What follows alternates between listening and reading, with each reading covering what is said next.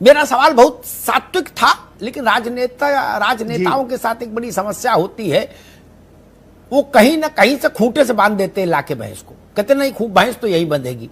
आप विषय चाहे चाइना का उठाओ, वो अपने आंगन में ले आएंगे खींच के विषय को।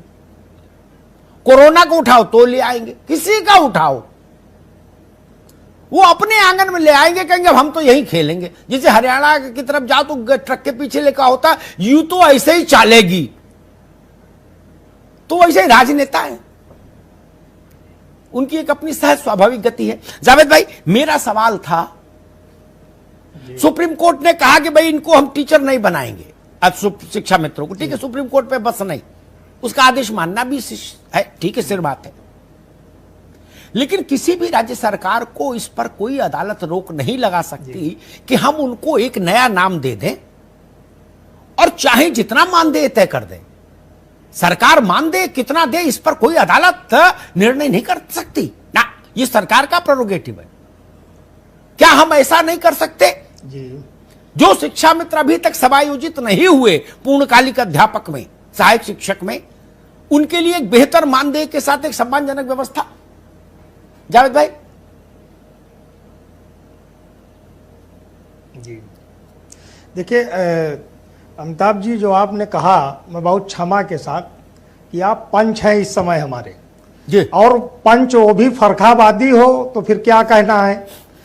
हम अपने आंगन में खींच के नहीं ले जाएंगे, ये गंभीर विषय है, कोई राजनीति का विषय नहीं है।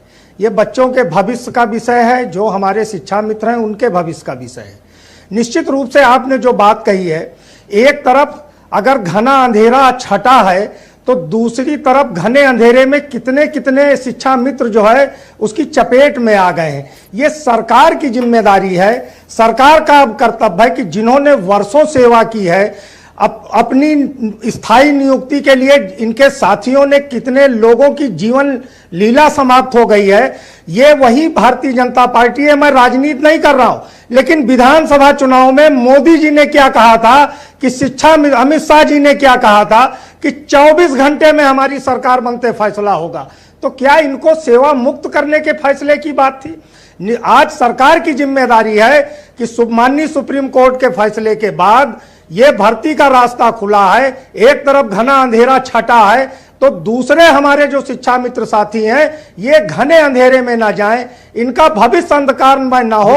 और आपकी बात से 100% सहमत हूं। ठीक है जावेद भाई, 100% सहमत हूं कि मानदेय पर हो या किसी चीज पर हो, इनका समायोजन अगली भर्ती के पहले निश्चित रूप से हो जाना चाहिए। 5 सेकंड में अमिताभ जी एक बात कहना चाहता हूं। मनोज भाई कह रहे थे कि हमने बड़ी पारदर्शी भर्ती की प्रक्रिया शुरू की, कल्याण सिंह जी के जमाने का उदाहरण दे रहे थे, लेकिन मनोज भाई, योगी जी ने उस पारदर्शी व्यवस्था को पर कार्बन चढ़ा दिया है। आपको हलफनामा माननीय उच्च न्यायालय में देना पड़ा कि जो लोग उनकी भी नियुक्तियां हो गई है 31,000 जांच कराएंगे। ऐसी स्थिति क्यों आई?